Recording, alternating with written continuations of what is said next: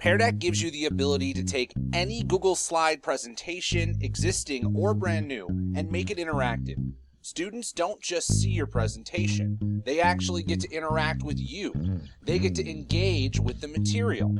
To give your students the ability to answer and interact, make sure to download the Pear Deck and Pear Deck Power-Up extensions in Google Chrome. To create a Pear Deck from the ground up, you're really just making a Google Slides from the ground up.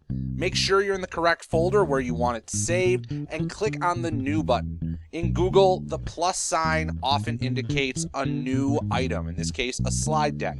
Under the New menu, click on Google Slides. This will create a new slide deck for your students to interact with as a Pear Deck. Just like any other slide deck, title it and save it in the folder so it'll be easy to find and organize later.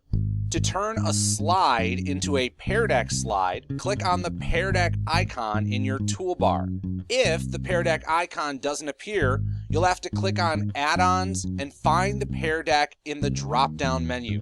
This will open the Pear Deck menu on the right side of your screen. From here, you can access a huge library of pre-made Pear Deck slides. No need to reinvent the wheel, especially if you're just getting started. You can add any type of question from the menu, including text, multiple choice, numeric questions, a website link, drawable slides, and draggable slides.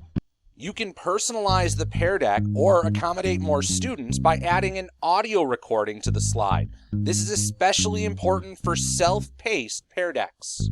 For a deeper instructional dive, Pear Deck also has its own set of tutorials and a great introduction video that'll get you started on the Pear Deck path.